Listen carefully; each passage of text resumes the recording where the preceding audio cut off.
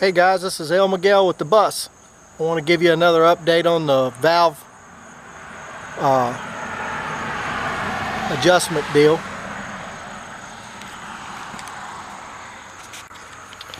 Alright, let me tell you what we found. This is on the driver's side bank. This particular rocker arm right here was very tight. Was so tight, in fact, that when I went into I was spinning the motor over and I thought that I had spun it over, and I went back and double checked it, and it was very, very tight. And I'll tell you what that means in the scheme of things. This if you notice, this rocker arm right here has probably been replaced in the past. This one right here looks different, much newer than the rest of them. So we're pretty sure that that one's been replaced in a rebuild. So this is a common problem. And if you look, a lot of these keepers are marked. That one's marked, that one's marked, that one's marked, that one's marked, that one's marked. I think a lot of these have been replaced, and it's fairly common on a 9-liter. But this right here is unmistakable. Sorry, mechanic. Bottom line, nothing else to it. I mean, if you tighten this down, here's the deal.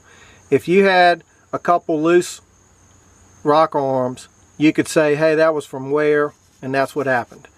But anytime you got a rocker arm that's that tight, that it won't even move on the shaft at all. I mean, it was tight. And that could have burned a valve. I'm surprised, to be honest with you, it didn't. You know, that just speaks to how tough they are. But definitely too tight. This particular rocker arm, this new looking one right here, was also tight. We had to loosen that one up, and you can see it's loose now.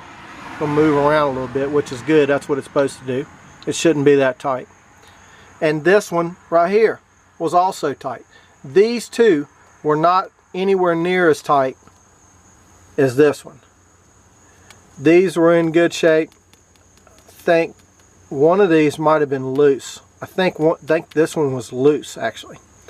And on the other side, I had 3 over there, 2 of which, the back, this one on the other side, was really loose. And that's the one I could hear tapping. I mean, it had a lot. I think I showed you that one in the other video. But on this side, once we spun it back over and spun it 360 degrees to top dead center on number 6, which we think it is, we're pretty sure. I'll talk about that in a minute. But major problem right there. This right here could have been catastrophic. It'd have burned a valve, and that'd have been the end of that. Would have been going through the motor, and it'd have been a problem. So that's what you want to look at. And here's what I got to say about that. That's nothing but mechanic error. If all of them would have been loose, that means they wore in and they did whatever they had to do, and they needed to be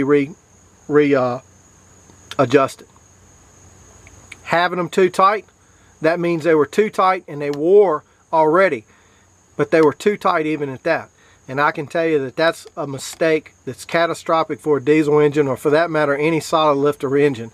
If they're too tight, it burns a valve because it can't close completely, and the fire gets up underneath of it and it burns a crease in the valve, and that's the end of that. You got to pull it. The only way to fix it is to take it out, take the head off of it, and have a valve job done on it. I want to show you another. That's par for the course for the Lynchburg City Schools mechanics. Let me tell you that. I don't know who's there now. This has been a long time ago. I've had this bus for 10 years, but I'll tell you one thing. It was not good. I think that they changed the oil on everything, and they did a whole lot of normal maintenance, but I think the mechanical parts of the bus were severely underdone. I'm going to show you one more right here. Let's see if I can point to it first, and then I'll try to zoom in. This right here is a tension spring. This piece right here. See if I can get it down in there. And this right here is a tensioner for the belt. It has a set of bearings in it, and it has a shoulder bolt that holds this little piece in place down here. And I can tell you now that that was severely worn when we bought the bus. It's supposed to be changed every 60,000 miles thereabouts, and it's critical. Every diesel motor I've ever seen, that tensioner right there is one of the things that'll go out. That's a maintenance item. It's not on there for 150,000 miles, 300,000 miles, or whatever. This right here on any diesel motor is a maintenance item to be checked, just like the belts. So when these belts wear out, you should be putting new bearings in and a new bolt in this. Let me tell you what they did to this.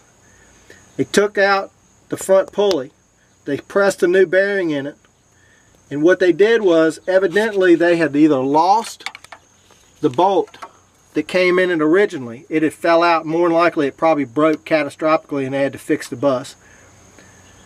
And they took this piece out, and what they did was they took a 3/8 bolt and put it back in there. Not a shoulder bolt, but a threaded 3/8 bolt. What that thread did was it ate up the bearing and got a dimple in it. And I have it in the house. I don't think I brought it out here with me, but I kept the bolt. But this bolt right here that goes into that is a specific sized shoulder bolt. So what I had to do was I had to take this piece down to a machine shop and have it remachined to a 1/2 inch shoulder bolt, and then resize a bearing for it and put it all back together. Now it's probably sturdier than what it was from the factory, truth be known. It has a bigger bearing in it, a better surface, and a brass insert that goes in it, and it also has the shoulder bolt. So it'll wear properly, and when it wears we can take it out and change them. I got them to make me a couple more shoulder bolts, and it costs like $100 to have that done. But I can tell you, it was an undertaking to figure out how to fix the problem once it was worn. So what they did was it wore out of round. What's very difficult for a machine shop to go in and make something back round. So we had to come up with a way to do that, and I got a machine shop. We didn't. The guy at the machine shop did, and he lives on my road, down the road from me, and he is a great guy and fixed me up for $100. So this is a 9-liter. It's a 1987 9-liter, and that right here is a big problem. I'm also telling you about this problem right here. These are the rock arms. They get out of adjustment, and what happens is this piece right here will fall off, and it falls down in the motor. This is like a little wafer that sits on top, and there's the valve. The end of it is rounded, and this right here sits down on top of it. And that piece right there will get so loose that it falls off. And when it falls off, it'll try to go down in the motor. And then what happens is, as soon as that falls off, then it knocks these little valve keepers out of here, and the springs and everything come off, and those valve keepers come out, and they go right down through that hole right there.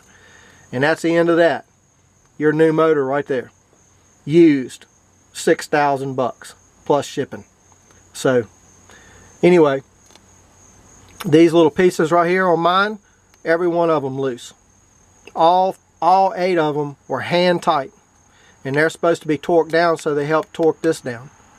And this is the outside rocker box, and then there's a rocker cover that goes over top of that. So just the update of this, it's amazing. I mean, the things that I found wrong after the bus had been maintenance and maintenance and maintenance. You know, they'd had the bus down there for years, and it's just, you know, I hear about it on the internet that it was maintenance to the shop and whatever. Well, I can tell you this. These guys are not looking for them to last more than 150,000 miles. Every 10 years and 150,000 miles, they're getting rid of them. They know it. So they're just doing a minimum deal on the engine parts and things like that. You really got to watch. So before I put everything back together, I'm going to retorque all the bolts on my intake manifold on bottom side. That bolt right there, and the one on the back side all the way down on both sides. I'm going to retorque those because all of them. These bolts right here were loose for sure. Loose-ish. Not bad, but loose-ish. I'm going to check those and make sure they're good and tight, and then I'm going to go ahead and put seal these back up and start it back up. The other thing is, I'm going to go ahead and pull the oil pan off and see if I can figure out where I got an oil leak at. that's got to be done. And I'll shoot another video of that when I get ready to do that. I'll get the oil pan off of this, and I'll let you see up inside the motor. So this is a 9-liter 1987 International Harvester motor, and this is just maintenance stuff, just normal maintenance stuff.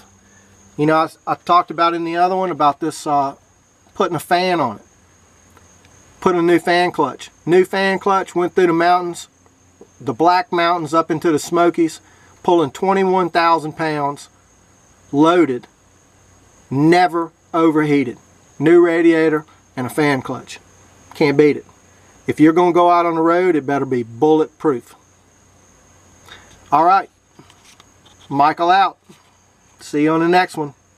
The Adventures of Trampas.